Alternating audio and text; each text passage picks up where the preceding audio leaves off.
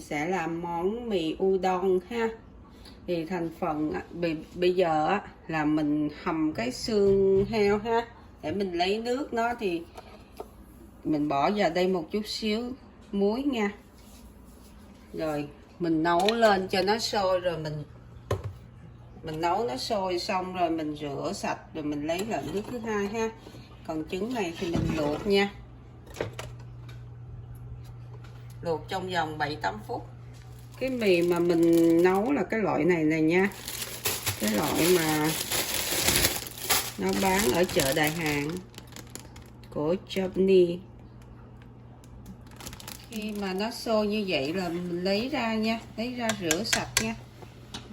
Ok.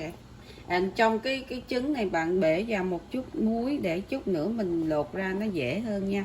Nhà bạn muốn nó biết chín hay không, khi nó sôi á, bạn cầm cái đũa lên mà bạn gấp nó vậy nè. Nếu mà nó trơn trơn, nó rớt xuống vậy là nó chưa chín nhá. Cỡ 7-8 phút sau mình gấp cái trứng lên, mình thấy nó vậy nè là nó chín rồi nha. Mình tắt lửa đó, mình để nó nguội rồi chút mình lột. Một cái xíu mình làm mình đã chỉ bạn ở cái video rồi đó. Mình để ngăn đá, giờ mình lấy xuống nè, lấy cỡ 1-2 tiếng là nó mềm rồi, bắt đầu mình nướng nha.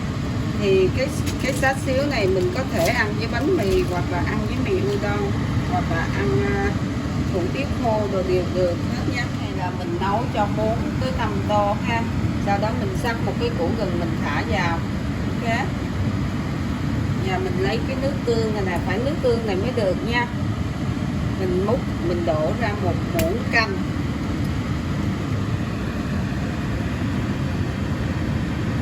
Mình cho một muỗng canh. Ok, giờ đó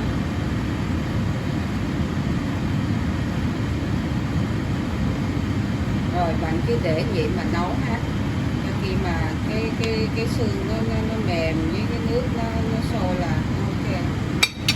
Cái củ gừng đó nó hơi nhỏ nên mình thêm một cục nữa nha, là nó như là một như vậy nè, tại nó có nhiều gừng á, cái mùi nó ngon lắm. Ok, phải thêm như vậy cho 4-5 tô nha, tùy theo bạn thích, nhưng mà ra cái nước rất là ngon. Đỡ mất 2 muỗng cà phê đường phèn ha, như đây nè, cỡ 10 hộp viên á.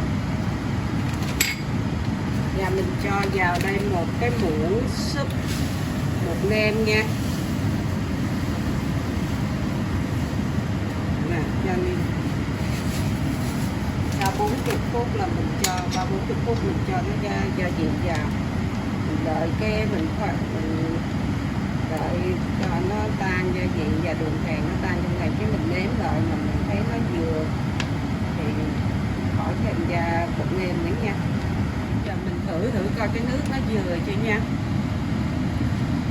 Hồi nãy là mình thêm 1 muỗng á bột nêm phải không? Bây giờ mình thêm nửa muỗng bột nêm nữa là nó vừa.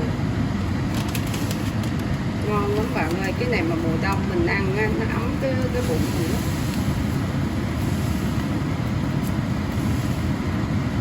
Thêm cỡ nửa muỗng bột nêm nữa nha. Đó, nửa muỗng.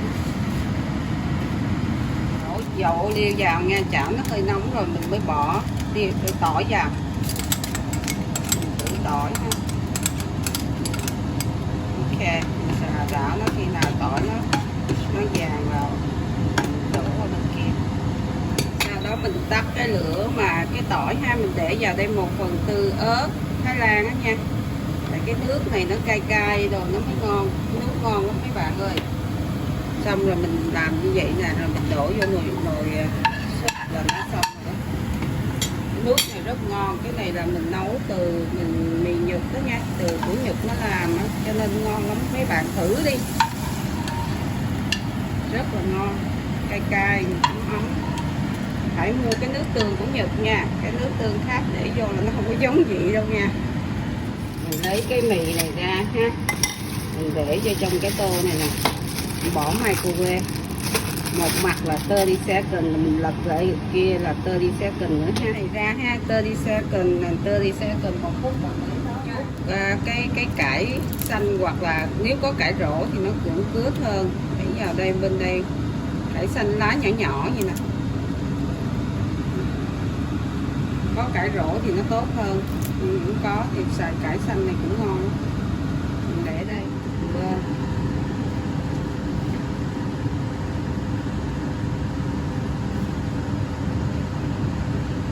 Mình sắc cái trứng mà mình luộc á, mình để lên. Xá xíu này mình chỉ bạn ở cái video rồi nha, bạn coi nha.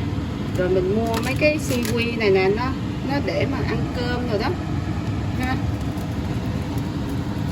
Mình sắc nó lên, để nó lên, sắc nó một chút cho nó có màu đẹp đẹp thế mà.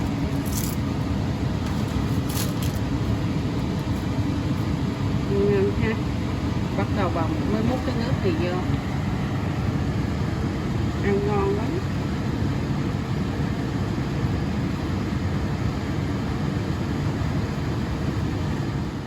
Để lên ha, cái nước này nó sôi á, cho nên nó sẽ làm chín cái cải nha, mình đừng có làm cải mềm quá nó không ngon. Sau đó mình bỏ hành lá lên nha. Nó cay rồi nhưng mà để thêm một chút tiêu nữa thì nó ngon hơn nha. Thêm một chút tiêu lên. Udon Nhật đã hoàn thành nha. Ok, rất ngon, thử đi mấy bạn. Mình ăn nhiều rồi. Udon đã hoàn thành. Chúc các bạn enjoy, xem vui vẻ, nhớ like and share để nhận những video kế tiếp. Cảm ơn các bạn.